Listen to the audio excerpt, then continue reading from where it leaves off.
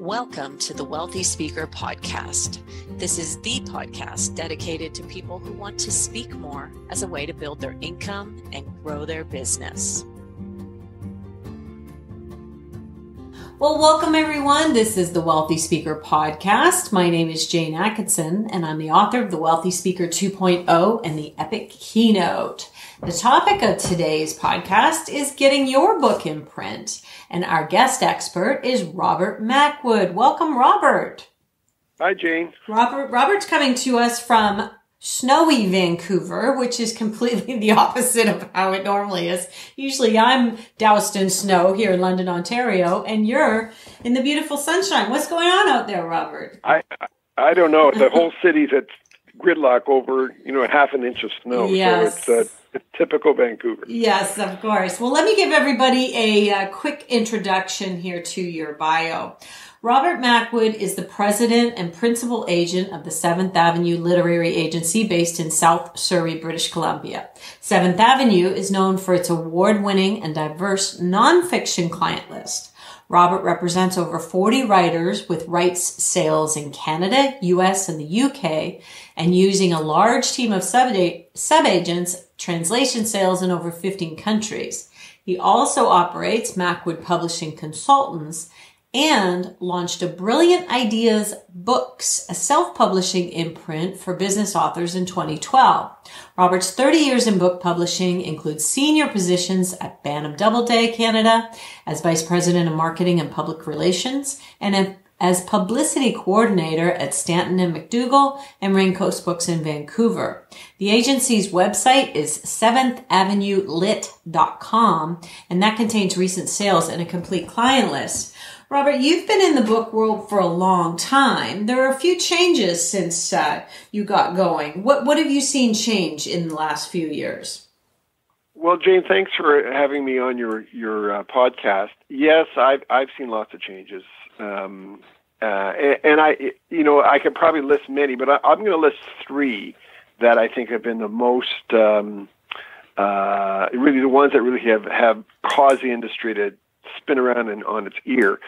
The first is when I started back in the 80s, there were so many bookstores and so many chains that the publishers had many customers that they could sell to. In the United States, there were two or three major chains. There was a very healthy independent bookstore market. In Canada, we had three chains. We had a healthy independent market. And that's over 20 years declined from 3 to 2 to 1 in Canada, and we're also down to one major chain in the United States. And the bookstores have been dropping, and for a lot of reasons. Sometimes it's just the market. We've had some recession challenges in the country, and some people also just they love to sell books. They love to own a bookstore, but they decide to retire. So there's been a percentage of people who have just stopped doing business. Certainly when the big superstores opened up, that caused a lot of pressure within the retail market, and some independents suffer because of that. So that's the one change. The second change is that we've seen publishers have a difficult time. We used to have a lot of large multinational publishers, primarily based in New York, and in Canada, primarily based in Toronto, and they have bought each other up. In fact, that the bigger have been getting bigger, and therefore there's less of the major publishers for books to be published. The small presses have remained about the same. The big change has been the mid-list. In both Canada and the United States, we used to have a healthy mid-list publishers. And these are publishers usually that are, in Canada, Canadian-owned.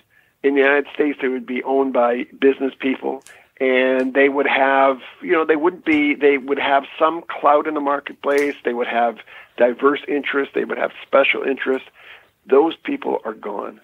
And that has caused a lot of pressure in the agents community, a lot of pressure for authors to try to find a home for their books. So less customers. Mm-hmm. The third change, and maybe the most dramatic change, is really the arrival and the success of Amazon. Amazon has really changed everything, and it's changed it for the largest publisher in the world, Penguin Random House, and also someone who's publishing their own book, self-publishing for the first time. Amazon is a player that they must work with. Mm-hmm. In fact, I think you could argue that the reason why self-publishing has grown so rapidly is because of Amazon. Right. They make it so easy for you, and it's been a massive disruption in this speaking world. And I have to tell you, back in the day, there were so many middle people involved in the whole situation that it was very difficult for the author to make money. So from the author's perspective, the flattening of the market for me has made it a lot easier for me to actually make money from my books. Would you agree? I would agree. I think that anytime you have a bookstore that's open 24 hours a day, 365 days a year, and sells books throughout the world is a wonderful thing. Mm-hmm. You cannot argue with that. Right. Are they tough to deal with at times? Yes, they are. Do they have restrictions? Yes, they do. Mm-hmm. But the fact is that they don't say no. If a sales rep from a publishing company goes into a bookstore with their catalog, the bookstore can choose which books they want to carry. They are not obligated to carry anything. They can skip and carry one book from that entire catalog. Amazon looks at the market completely differently. They carry every single book in that catalog on their website. That's remarkable. So they don't say no to anything unless it has, some racist problems or things like that. But right. If there's or censorship issues, but they carry every book. Yeah. We've never had a bookstore like that. That's remarkable. It really is. It really is. So let's talk first about the people who have the book inside of them, and then we're going to talk more about kind of rollout and Amazon for the people who already have their books in print. One of the things that was just so eye-opening for me was going to a book expo and seeing how many books there are out there. What are some things that people need to know before they even get started here? Well, it is overwhelming, and it's a bit disheartening when you see all these books, and you would think, well, how can I possibly compete with all of this? Right. How can my book find its way to a customer? How can that happen? Well, in fact, it does happen, and it's happened for decades, and it happens for a lot of very good reasons. Is that you need to know your audience, and in terms of nonfiction, it's one of the most important points that any prospective author should think about is who's your audience? Who are you writing this book for? If you're writing this book for your own personal, you want to detail your accomplishments, that's fine. But if you're writing this book because you want to grow your audience, you need to know who your audience is. Mm-hmm. And I think that's the first thing. Mm-hmm. Second is that, how does your book differ than other books on the market? Is it going to be similar? And it can be similar to other books that are out there, but the difference is it's written by you with your perspective, or is it something quite new and quite different in its approach? You need to think about that. What's the best way that you want to lay this book out?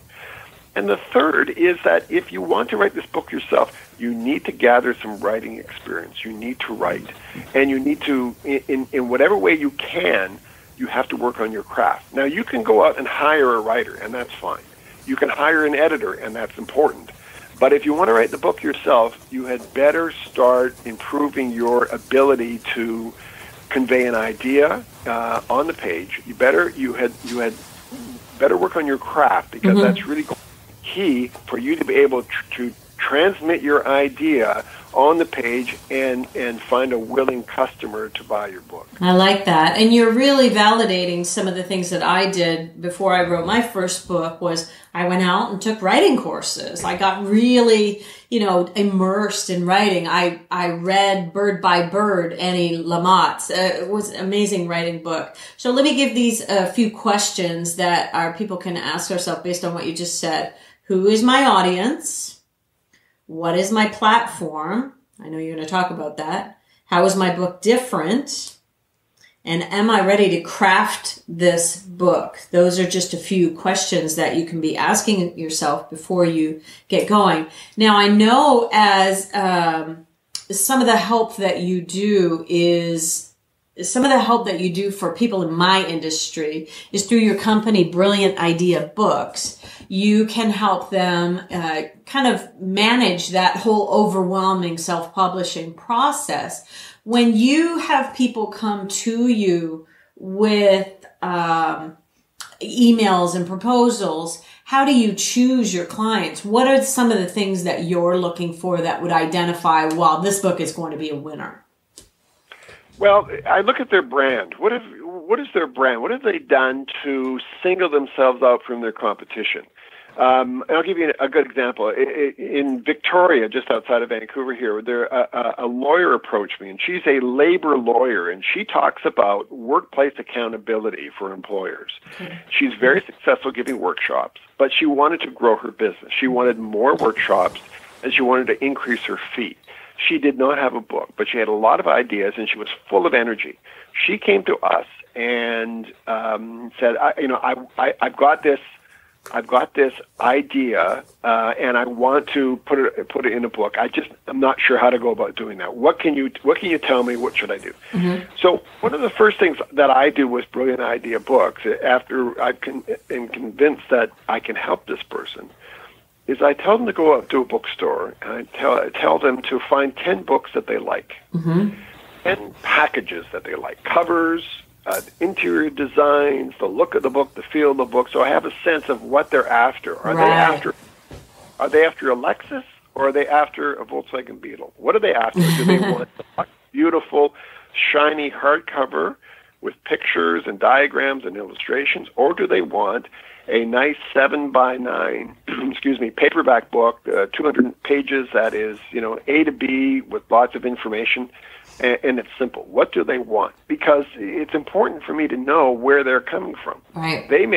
Their clients may be people who would expect a hardcover. They may be clients who say, you know what, for me, price is an issue, and I would prefer a paperback. So that's important for me to do. That's the first thing. Give me those 10 books and let me do the research so I know where you're coming from. The second is sit down and write out what your game plan is. What do you want to say in this book? Who is the book aimed at? All those things we talked about, audience, identifying, who you're selling to, et cetera, But send me a PowerPoint of one of your presentations. Send me a video. Send me your YouTube link so I can see what you're like on the podium. How do you express yourself? Do you tell jokes? Are you funny, or are you serious? Do you rely on the PowerPoint? Do you work that very closely with your presentation, or do you walk around the room and speak off the cuff? What kind of speaker are you? That helps me a lot to get a sense of the type of book. Should this be a book full of stories? Should this be a book that has proverbs in it? Should it be a narrative book? In other words, it just tells stories, and by those stories, it illustrates the point. Or should it be more of a workbook? Should it be more of a, if you do A, B, and C, and D, therefore you need now to move to E and F and G? So in other words, a very structured plan for the book. So by getting a sense of of how the speaker delivers their message, it gives me a good idea of how we're going to approach this book. Very good, very good. And what you're really talking about that she's going to be writing is kind of a book proposal. And if you're planning to self-publish, you don't really need a book proposal. But, oh boy, is that exercise so helpful in getting clear before you write the book. Knowing who your key target audience is going to be will be very helpful from the get-go, won't it?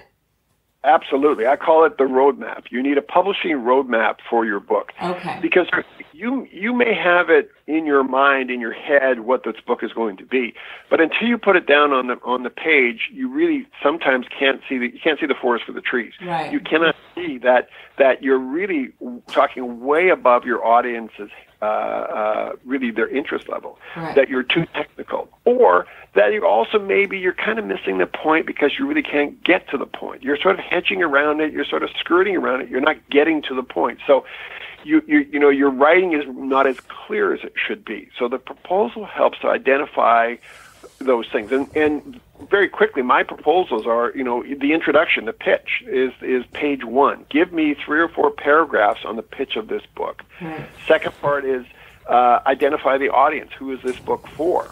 And it's not for everyone. That's not the answer, because not everyone is going to buy your book. So identify very clearly who your audience is. Then start to give me the roadmap. Give me chapters of where this book's going. What's the thread? What's the narrative here of this book? Start to outline that for me. Give me a sense of how long you want this book to be. And it could be in page count. I want a 250-page book, or I want a 196-page book. Give me a sense of that. And in publishing terms, we like to work with word count.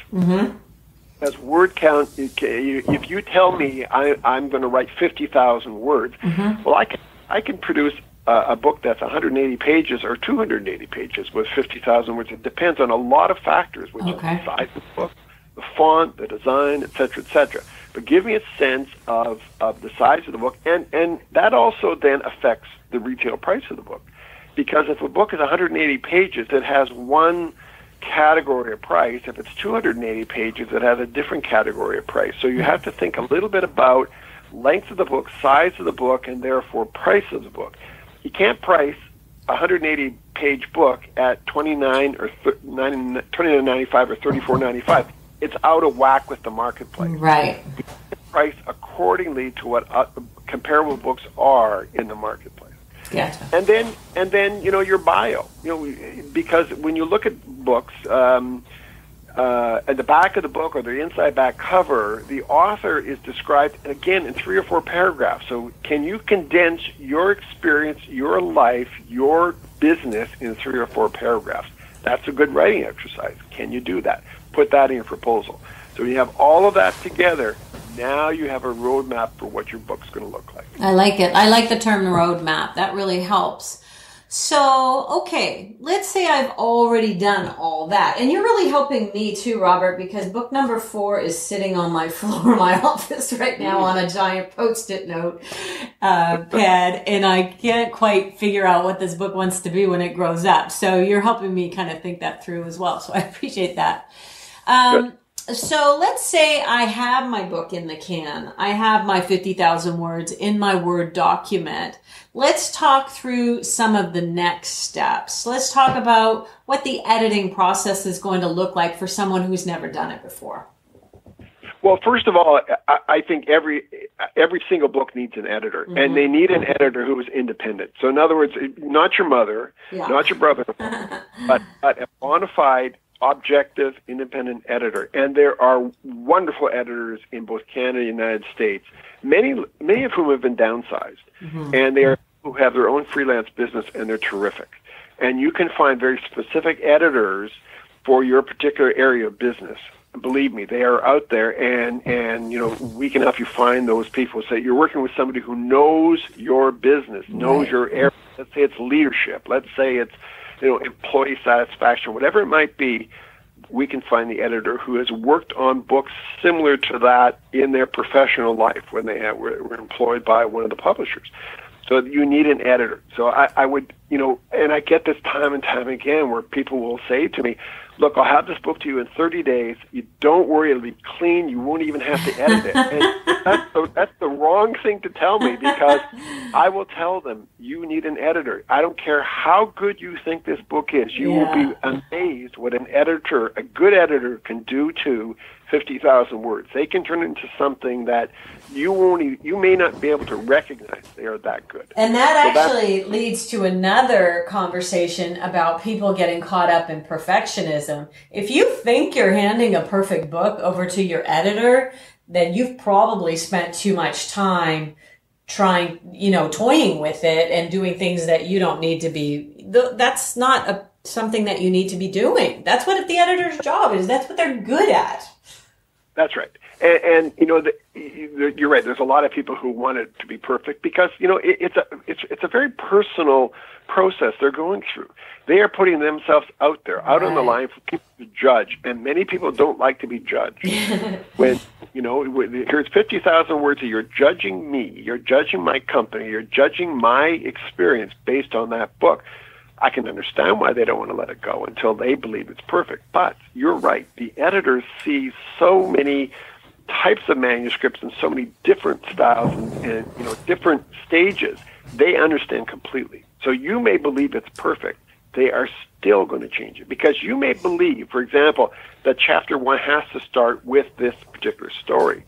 The editor may say, you know what, you are getting off on the complete wrong foot here. Right. Your first chapter should be where you have chapter 4 right now. Right. Move that to chapter 1, and let me show you why this structure will unfold so much better than the way you've designed it. It's not that you're wrong, but you're sort of, again, missing the forest for the trees. You're missing the whole point of this process, is to make it clear to your reader what you're saying, and you're not saying it clearly enough. So the next stage, once you don't want to be changing the words once you've gone into the interior design phase. Let's talk a little bit about what that might look like and what that entails. And that goes back to the 10 books that you have somebody say, hey, I like the interior of these 3 books. This is what I'd like mine to look like.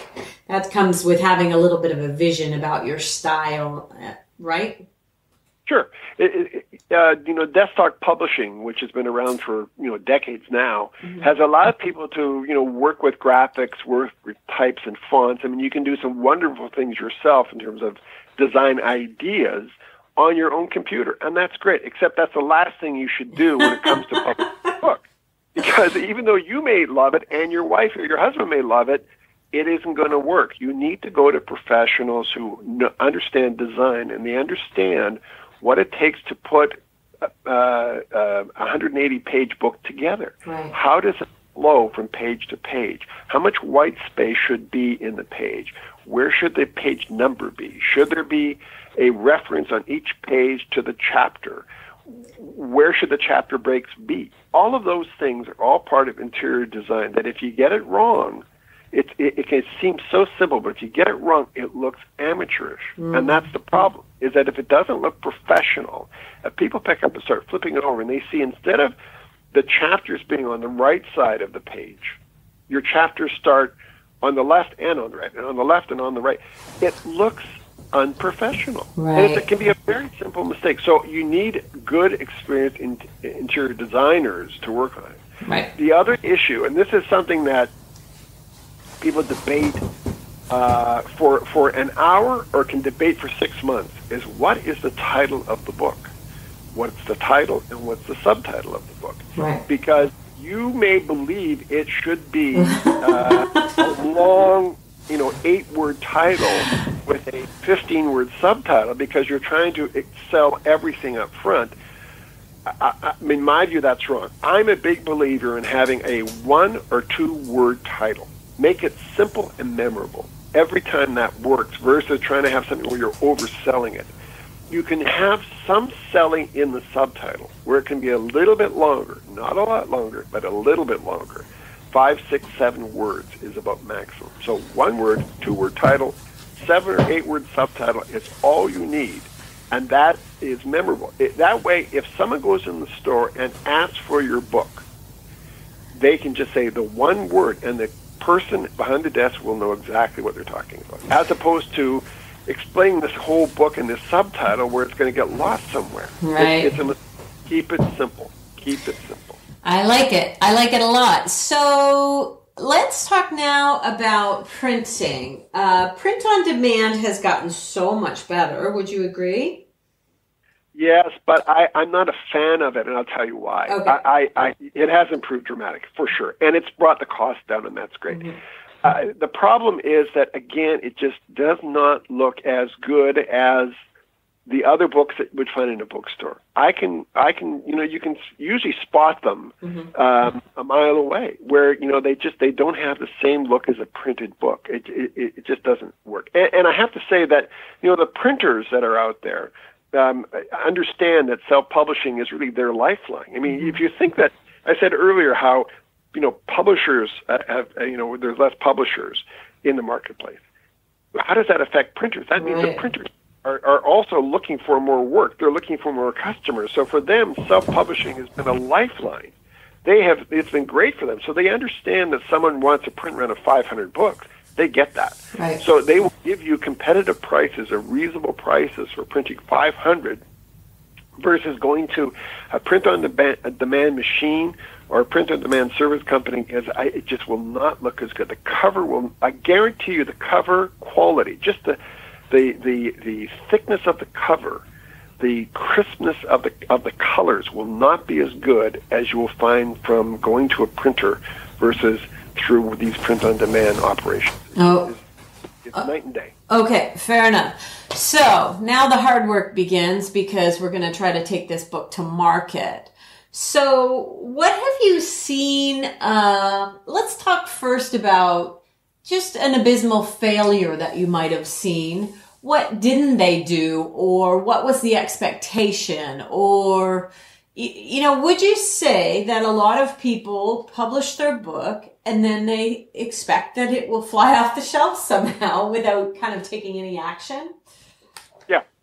Yeah, I think the common belief is that, well, bookstores are there to sell my book, and if I give them 3 cases of the book, then my job is done. They'll put the book on the shelves and they'll recommend it to people, etc. And that's that just doesn't work. I mean, the best salesperson for the book is always the author, and the author has to go out there and drive customers into the store to buy the book.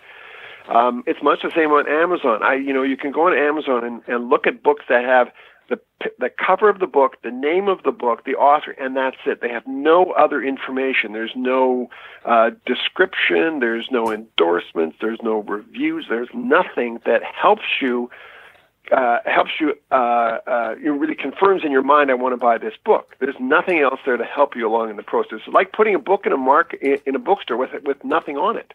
Just your name and the cover, and nothing on the back jacket. Nothing. How does that entice anybody to buy the book? So you've got to do the work. Here's what I do believe, and I have a little bit different philosophy than other people regarding self-publishing and bookstores. I don't think that people should, especially speakers, should not get caught up in the retail brick and mortar bookstore market. Mm-hmm. Don't get caught up. First of all, it's expensive and it's time consuming. We're the only industry in which you have returns of your product that comes back to you as the publisher. Right. If you self-publish your book, you are the publisher. So you may be able to, maybe somebody will say, okay, I'll take 80 books. If they don't sell them, they're going to return them to you. They don't keep them, and you bear the brunt of those returns. And that's a very that's a wake-up call for a lot of people to understand that, yes, I sold 80 books in, but I got 60 books coming back. I'm going to get paid on 20 books, and I'm not going to get paid for 90 days or 120 days because that's how a bookstore operates. Right. In addition, many bookstores, especially the larger ones, they want you to pay some advertising money. They may have a seasonal catalog. They may have display space that they want you to contribute. If you would like the book at the front of the stores or, in the window, if they have a window, you pay for that.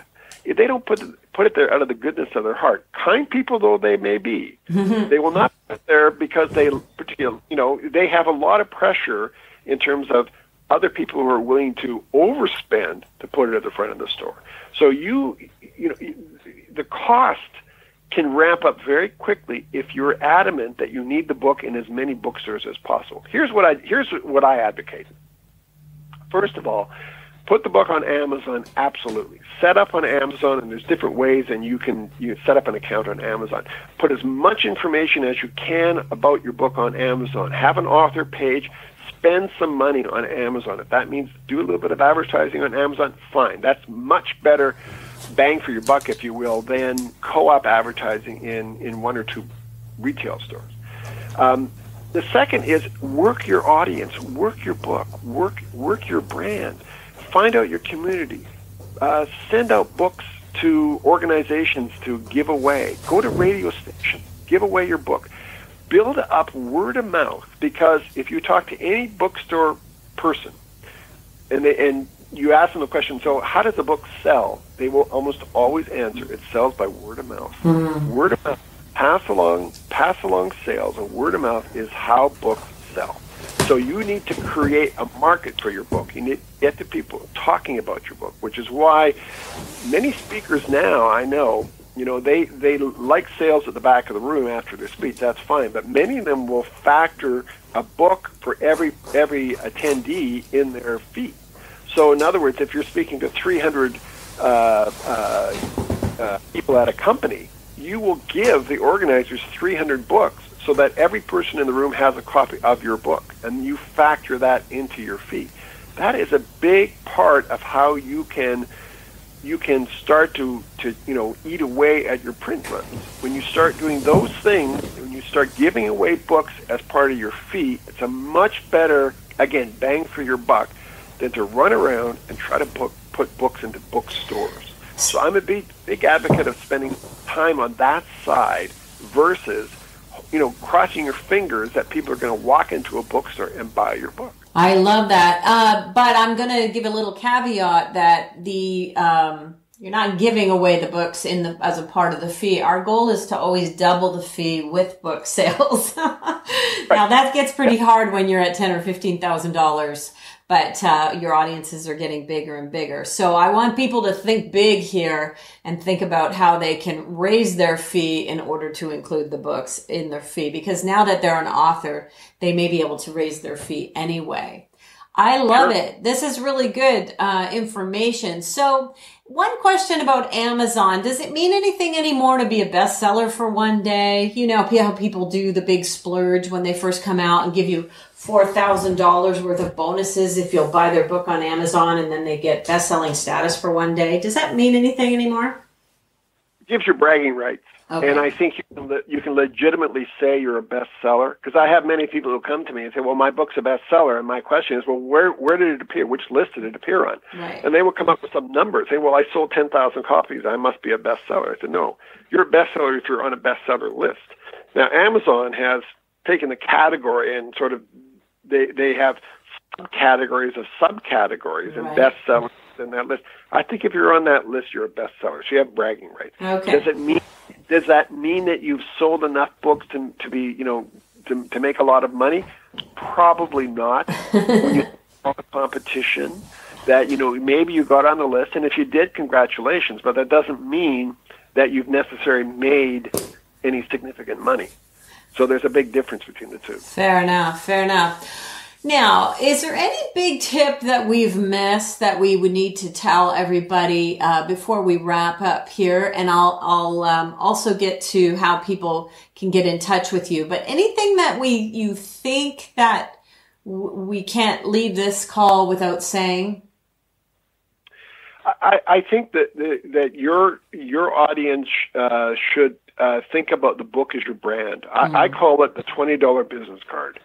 And I think that it is an apt description of what your book can be. It is the way for you to build your platform, build your brand, and really maximize the things you have to say about your business or your expertise. So I think always thinking about brand building and how the book can help you do that. The book is it has a reputation. If you're the author of a book, somehow you're in a different category. Somebody somehow has said yes to your book, whether it's an editor or a publisher or a bookstore, has said yes to what you have to say. That puts you in a sort of a different category. Yeah. So and the fact I think that people can carry around your book. We haven't talked about eBooks at all, but we're talking about printed books. But people can buy your book or get a copy of your book, and they have that book. It's on their shelf. It's, on their desk. They're reading on an airplane. People see it as they walk by. It's a way for you to extend your brand always. It's your little $20 advertising piece that you should never underestimate how powerful that is as a talking point, as a way to start a conversation, as a way of ultimately getting more business. So I just think your audience should never forget that the book is your brand and can help them build business. So, yes, the upfront costs maybe you have to consider whether you're willing to invest that amount of money and decide, do I need a top-notch editor? Do I really need a top-notch designer? Whatever it might be, where you might have a budget and maybe it's going to be a little pricey for you. I'll tell you, in the end, it is going to double or triple your business at least. If you produce a really good book, snappy title, snappy cover, it's going to allow you to build that brand so it's much deeper and much wider. I can attest to the fact that it's a huge game changer in terms of how people see you in your industry. It's a great image booster.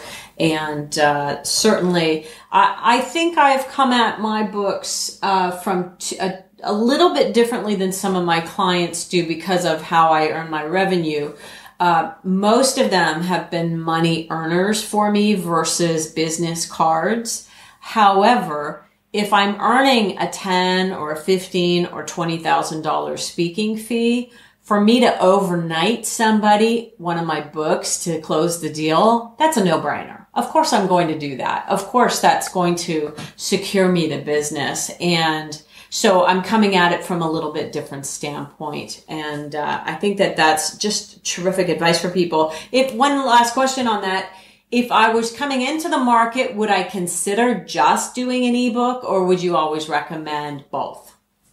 I would always recommend both. Yes. I would not do a standalone ebook. Okay. I think that, while the ebook market is there, and when I say there, it's about 25% for most publishers. That's what it represents. It only appears on a website, and it only appears on this black piece of plastic that you may see somebody in an airport, looking at, but right. You have no idea what they're reading. Are they reading your book, or are they reading the New York Times? You have no idea. Yeah. So you lose a lot of visibility. It doesn't go on a bookstore shelf very well, if at all. It just doesn't. Yeah. So I think you do both. And in fact, when we sign Brilliant Idea Book authors, we have both the printed book and the ebook simultaneously on Amazon. It's a fairly straightforward process. It's more complicated if you try to do it on all ebook platforms. Right. Then it's a bit more. But if you stick with Amazon, and I'm not a salesman for Amazon here. Sure. If you stick with Amazon, that's the simplest way of having ebook and printed book, and it's really the go-to place for 70%, 80% of the market. That's where people go. Yeah. There's other retailers they may go to, and that's fine. But Amazon is probably your best bet and the most efficient way of having both printed book and ebook out in the marketplace. I like the that. last thing, Jane, last thing I want to say is, again, I've referred to this a couple times about quality. You asked about print on demand. I cannot overemphasize how important it is to have a quality publication. It has to look and feel good. If you do it on the cheap, you do it quickly, it looks that way and it reflects badly on you and on your business. And that's the worst thing you can do. That's like shooting yourself in the foot. Do not do it on the cheap. Doesn't mean you have to spend, obscene amount of money on it, but do it well. Make sure it's done well. And then you'll be forever grateful that you did that. Fair enough. So if people want to get in touch with you to talk Brilliant Idea Books and see whether or not, I look at it when you manage your own book project, you're like the general contractor building a house. And to be able to hand that over, all that work, to somebody else, there's some value in that for people. How would they get in touch with you for Brilliant Idea Books? Well, my email, and I answer every email, is ideas@brilliantideabooks.com. That's the best way to reach me. All right. I have an agency website as well. If you want to take a look at the type of people I represent as an agent, they're all nonfiction. Okay. Business is a large part of what I do. And the address on the agency side, the best way to reach me is queries@7thavenuelit.com. Very good, very good. And we'll put those in the show notes. Well, thank you very much for your time today, Robert Mackwood. This has been illuminating for anybody who's been thinking about writing a book. Maybe people who already have books might have gotten one or two ideas that can help push their project forward. So thank you so much for being with us today. We appreciate your time and your knowledge and the industry information that you've provided us with, and we'll see you soon, Wealthy Speakers. Bye for now, everybody. Thanks for listening to the Wealthy Speakers Show. Please visit speakerlauncher.com for your free Wealthy Speaker audit, and visit speakerlauncher.com/podcast for show notes and many more resources to help you catapult your speaking business. See you soon, Wealthy Speakers.